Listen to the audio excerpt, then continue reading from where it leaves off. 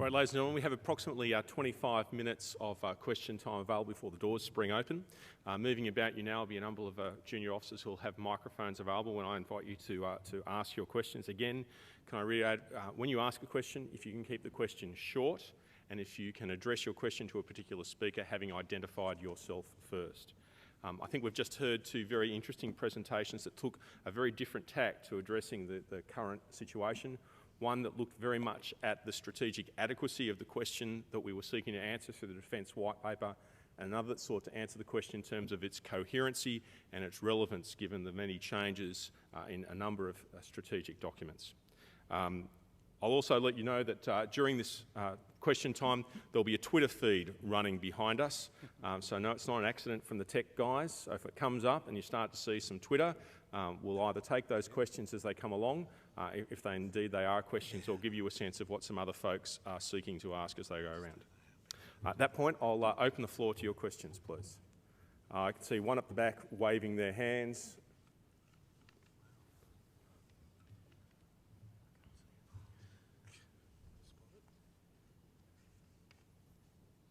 Neil Jones from the Australia Defence Association. My question is for Peter Jennings. Peter, isn't there a C missing from your list of Cs, and that's the Chief of Service Committee? Wouldn't steerage of a future white paper process be more intellectually disciplined if the Chiefs of Staff Committee had the steerage rather than the reasonably incoherent processes we have at the moment? Thanks, Neil. I think that it's an unreasonable ask of the COSC to play that role of being the group that has to self-administer its own bad medicine in terms of what is likely to be at least the starting point of a new white paper process, which is about cutting the strategic cloth to fit the financial outlook. That's why I think there is great value in an external process which can frankly cut through that institutional impediment to making those really hard decisions. I mean, really, that's what we saw both in 2009 and 2013 was a failure to do that. Now, of course, I'm not suggesting that Defence can't be intimately involved in the process of helping government make those judgments, but at the end of the day, I wouldn't leave it just to the department on this occasion. Thank you. Next question. Sir. Hi, it's James Dodarian. I'm from the University of Sydney's Centre for International Security Studies. And it was refreshing to actually hear the role of the United States and China downplayed. But I'm just curious as to how you feel the similar efforts at formulating strategic plans from the defense policy guidances, the quadrennial defense reviews, have repercussions for the Australian one. And in this case, for Michael, I would ask, you talked about a strategic rivalry. Well, for the quadrennial defense review, the most important strategic rivalry is between the Army, of course, and the Navy and Air Force, boots on the ground versus the other armed services. And whether or not that is more important sometimes than how state rivalries play out in how these documents get written. I mean, it's been a long-running series of competitions between the network-centric warfare people, Navy, Air Force, and the boots-on-the-ground counterinsurgency people. And that seemed to be missing a bit as well from Peter's assessment on not just sort of a comparative, strategic review. This would be a great dissertation topic, by the way, for a student, looking at how different nation states, the process and the outcome ends up creating this view of the world. But really, what's going to be the inter-service rivalry, and why you didn't mention enough, I think, how, of course, we had a Sea Power conference, but why you did not mention this outer countervailing force of the Army, of the boots-on-the-ground counterinsurgency doctrine, as opposed to high-tech futures for the strategies of all these countries. Thank you very much. Thanks for that question. It's a very good point.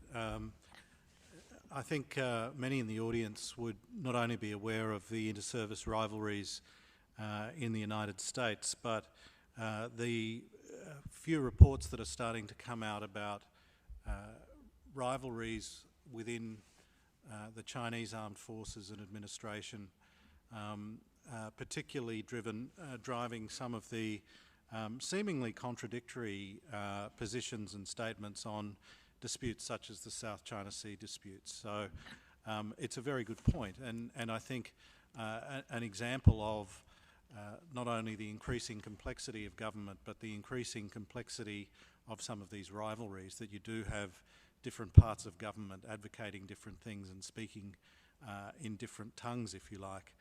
It makes it very much more difficult and very much more dynamic, and perhaps even dangerous to have a variety of voices within some very large governments. So it's a very good point. Well, I was struck this morning with the remarkable endorsement from David Morrison for the sort of maritime concept for Australian defence thinking. I rather imagine the all-ship, all-shore memo has already gone out from Navy Office with a copy of the General's speech. The thing is, the services don't necessarily engage in deep rivalry when economic times are good and the resources are there to allow for a sort of a comfortable consensus around how those resources are going to be distributed. And that's really where we were from the early 2000s until probably about 2010. Now what we see is a significant pressure, and I think almost a sense that Russell feels it could possibly wait out a government, as it kind of did, to see what a coalition might do in terms of increased expenditure. I think what we'll see, though, is that the increased expenditure isn't going to happen, at least not quickly. And so therefore we are thrown back to this question of now a much more hard-edged discussion that has to take place within defence, possibly supported by an external reviewer, as I've suggested, as to where those difficult choices have to be made. So the years of comfortable consensus just won't last for any longer. Thank you. Next question, please. So I think we'll take one there, please. Good afternoon. David Palmer. Mr. Jeffries, one of your concerned members of the community. I am worried somewhat by having a detachment, a semi-permanent detachment of Marine infantry in the north. While it's wildly remote, they possess or present a threat in being to us. But does China or Indonesia see this as a threat in being? I'd like your aspect on that.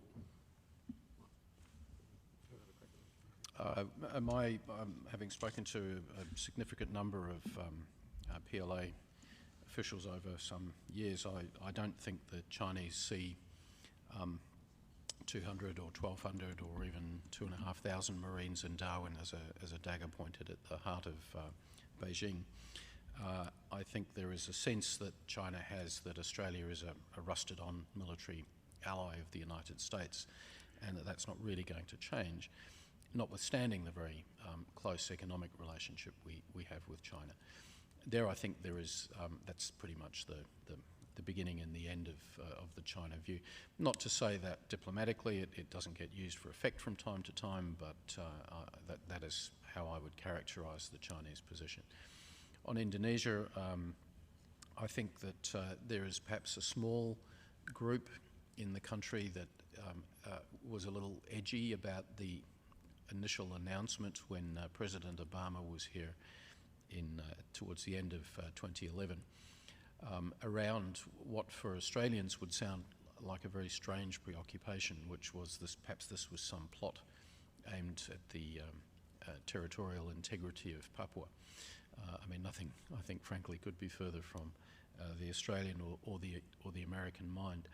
Since that time, I think Indonesia has appreciated the very close process of dialogue that the government and the Defence Department engaged in developing the 2013 White Paper to talk with Jakarta about the policy settings that the document articulated. I know that was very well received by the Indonesians, and I think they see the US presence there more these days as an opportunity for bilateral cooperation, Indonesia-US, and possibly trilateral cooperation, Indonesia-US-Australia.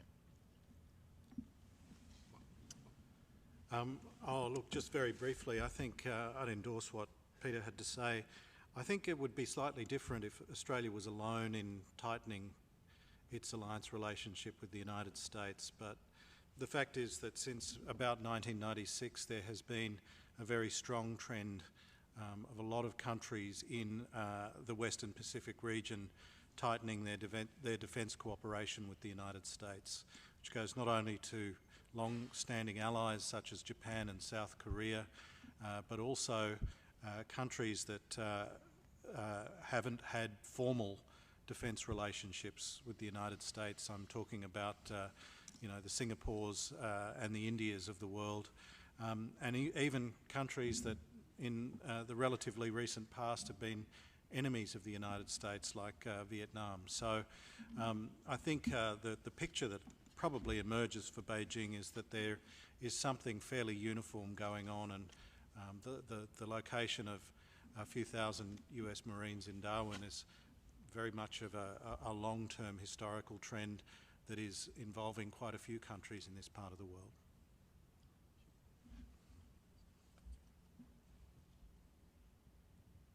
Hi, Commander Mark Sirwa. I just have a question for Professor Michael Wesley.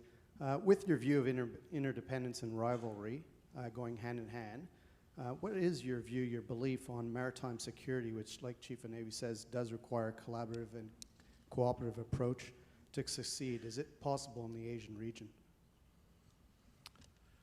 I think it's possible and actually very necessary. This isn't hugely new to hear me say this, or for anyone to say it, but the fact is that the growing naval capabilities in this part of the world is probably outstripping experience and doctrine in terms of particularly incidents at sea. One of the things that makes some of the territorial disputes in particularly the South China Sea, East China Sea regions dangerous is the fact that there are so many players involved, that the situation is so unclear and dynamic, that the various sides believe that no side can allow any other side's claims to go unanswered.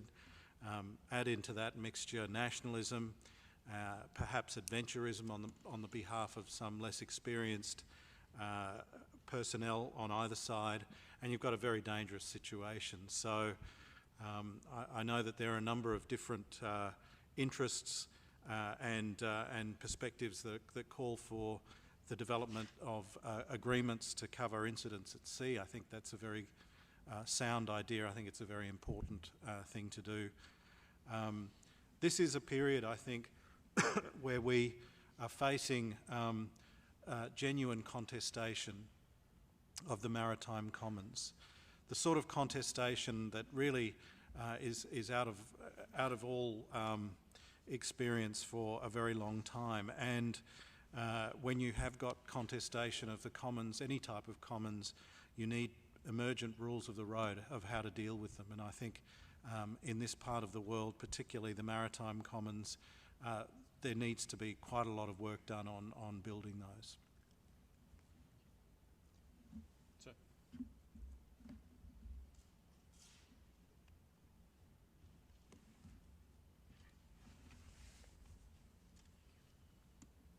General Jassim, Chief of the Kuwait Navy.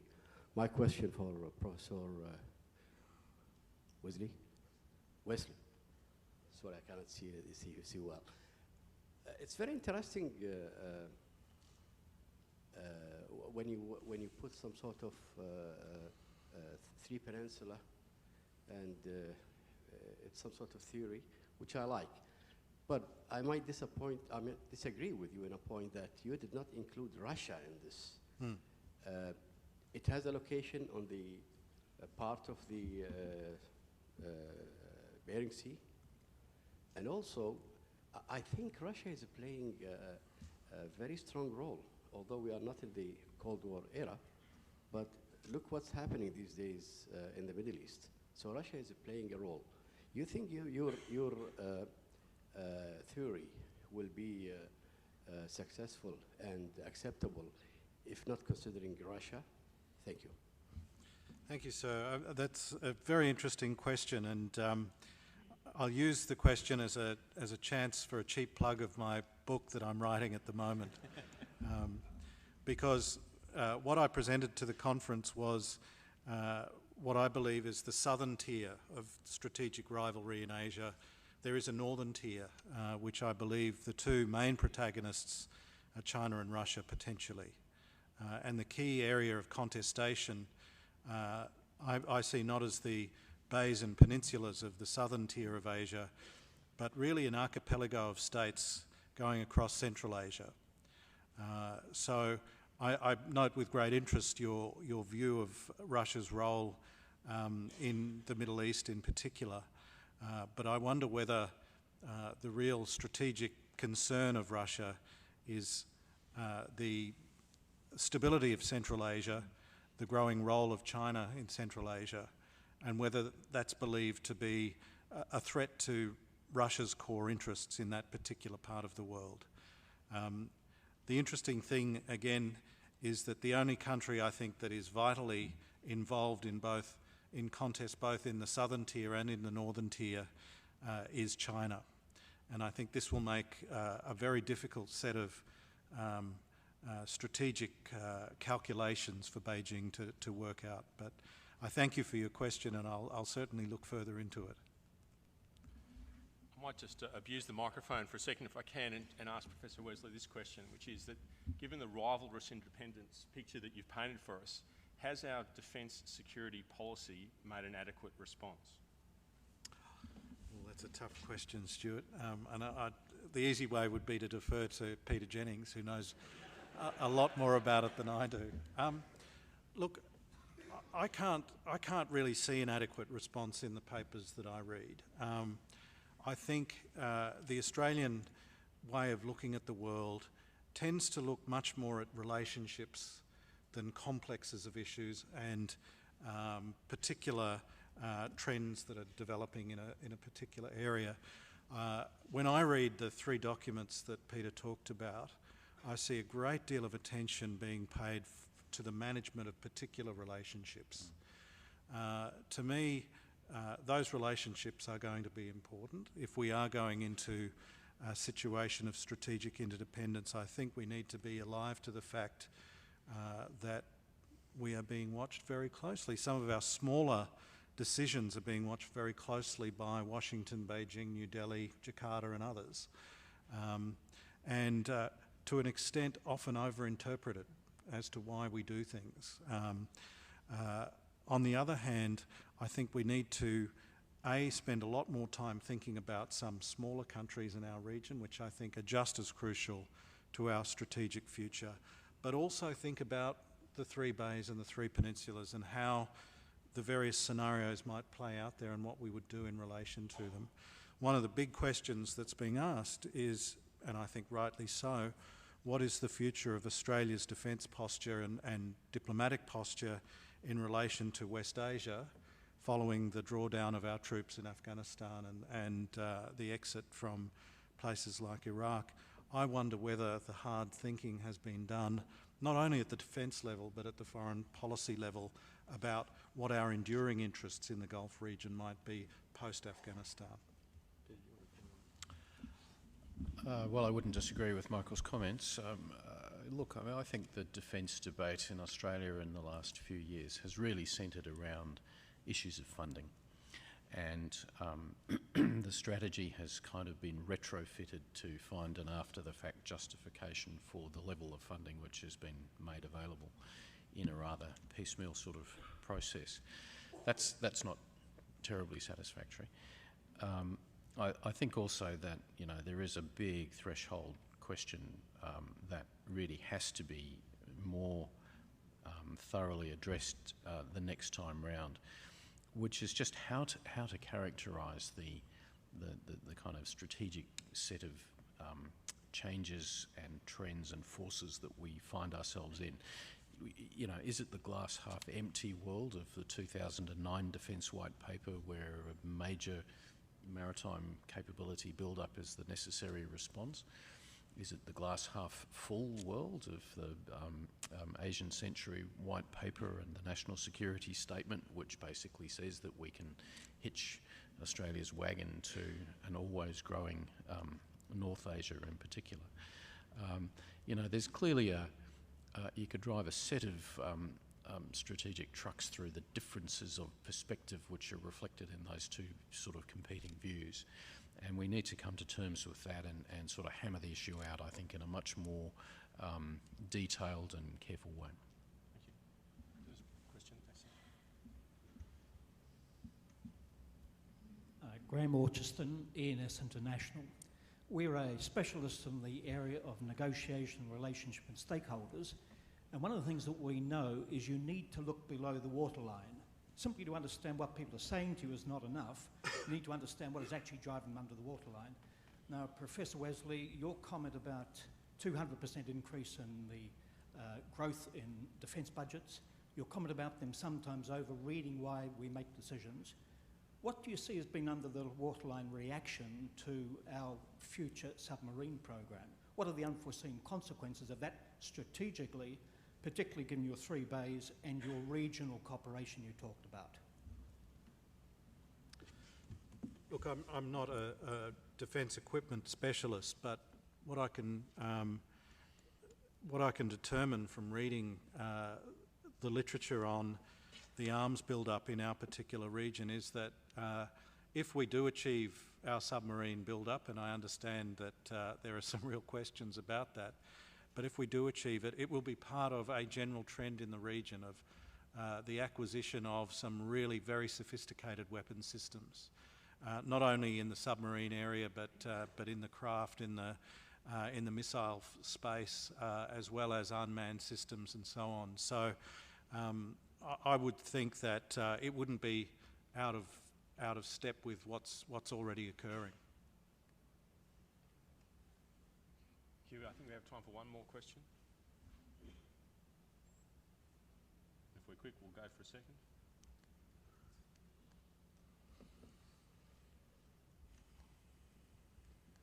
Desmond Woods, Australian Naval Institute.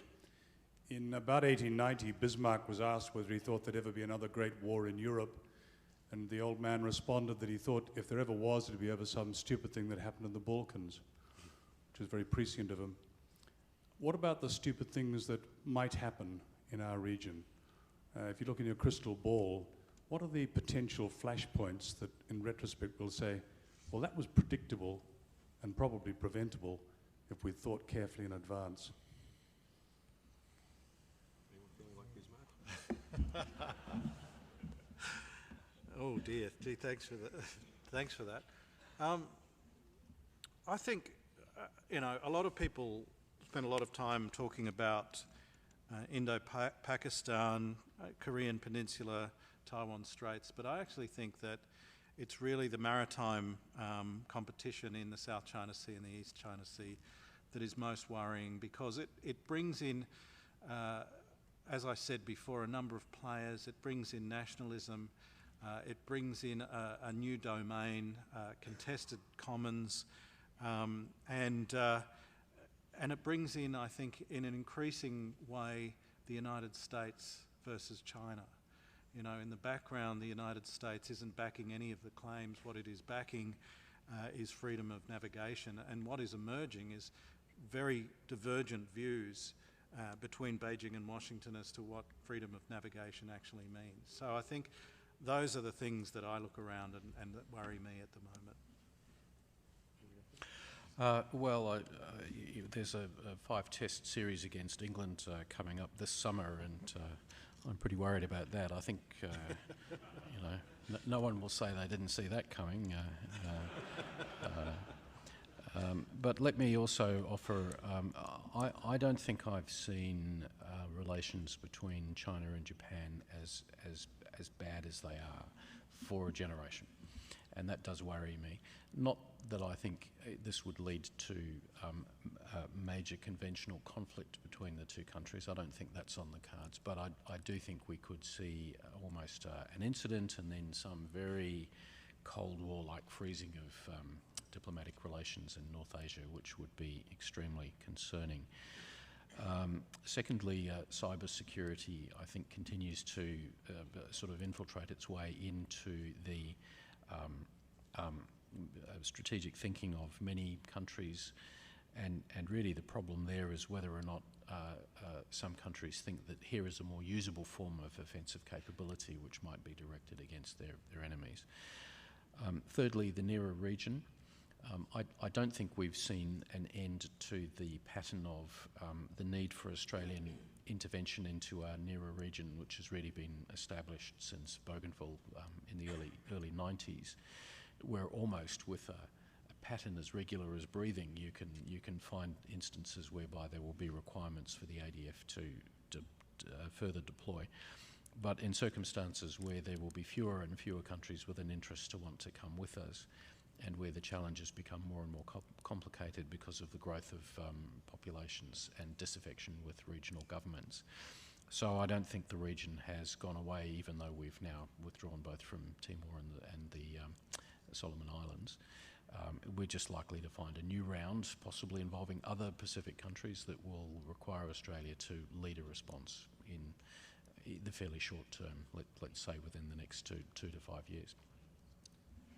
Well, ladies and gentlemen, I'm afraid time has now defeated us, but in a presentation where we've been introduced to the term of rivalrous interdependence, the 5, or if you take Neil James's point, perhaps 6 Cs of the future. We've been introduced to new concepts such as strategy retrofitted budget profiling, and whether we're going to be looking at a glass half full or glass half empty future defence white paper. Our 2 presenters have taken on a wide remit of a wide discussion, particularly in our discussion at the end of their presentations, and we're even so bold as to touch the 3rd rail of prediction. So on behalf of us all, can we just join in thanking our two presenters, Professor Wesley and Mr. Jennings.